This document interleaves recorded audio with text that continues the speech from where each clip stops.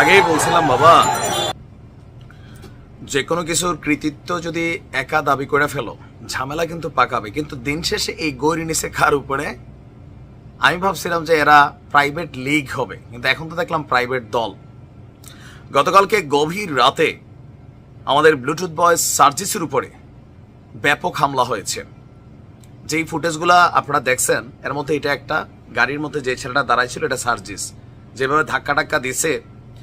তো ঘটনার প্রেক্ষাপট কি, কেন আসলে সার্জিসদের উপর ছাত্রদলের পোলাপাইনে হামলা করছে, তাও ছাত্রদল নেতা শাকিলের নাম এখানে উঠে আসছে, আর সার্জিস বলছে যে 24 ঘন্টার মধ্যে তাদেরকে গ্রেপ্তার করতে হবে। প্রেক্ষাপট কি? যে মারছে সেও কিন্তু ছাত্র প্রাইভেটের। আসুন ঘটনার প্রেক্ষাপট কি। ইফতারের পর বসুন্ধরা আবাসিক এলাকার প্রাইভেট ইউনিভার্সিটির সহযোদ্ধাদের সাথে চায়ের আড্ডা দিতে গিয়েছিল সার্জিস আলম।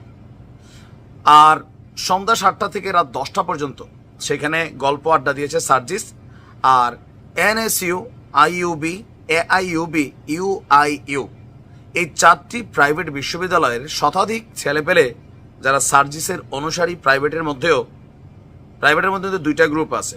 একটা হচ্ছে মূল গ্রুপ যারা সার্জিসদেরকে বয়কট করেছে, প্রত্যাখ্যান করেছে, কারণ ঢাবি কেন্দ্রিক সিন্ডিকেট হয়েছে এই দল, এটা তাদের দাবি। বাট প্রাইভেটের মধ্যে একটা অংশ আছে যারা আবার সার্জিসদেরকে অনুসরণ করে পদ পদবীর লোভে, এমনটা দাবি হচ্ছে প্রাইভেট ইউনিভার্সিটির ছাত্রদের।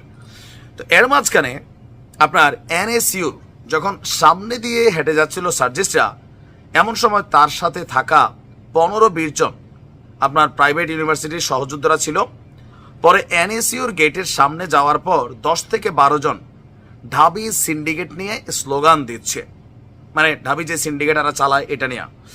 এর মধ্যে ছাত্রদলের সেন্ট্রাল নেতা আহমেদ শাকিল ছিল, যারা এই স্লোগান দিচ্ছিল। আমি এগিয়ে যাই তাদের কথা শুনতে, কিন্তু তারা ইচ্ছাকৃতভাবে আমার সাথে থাকা প্রাইভেট শিক্ষার্থীদেরকে গালিগালাজ করতে থাকে, দালাল বলে, যে এই আন্দোলনে বা এই সেক্টরটাতে বড় কোনো পদ পদবিতে এরা প্রাইভেটকে ডাকে নাই, প্রাইভেটের কাউকে পদ দেয় না, যা দিছে চামচা টাইপের পদ। সুতরাং তোমরা কেন এই চামচামি করতে সার্জিসের সাথে গেছো, বিষয়টা কিন্তু এরকম ছিল। এরপর আপনার ওদের 10-12 জনের মধ্যে 1-2 জনকে স্টুডেন্ট মনে হলেও বাকিদের দেখে ভাড়া করা টোকাই দুষ্কৃতিকারী মনে হচ্ছিল। চোখ বাই চোখ দীক্ষা দিয়ে চিন্নালাইছে কোনটা টোকাই কোনটা স্টুডেন্ট। তুমি কেমনে বুঝলা যে এদের সাথে টোকাই? তোমার সাথে যেগুলো ছিল ছাত্র, দেখেন এইগুলা পুরানা খেলা।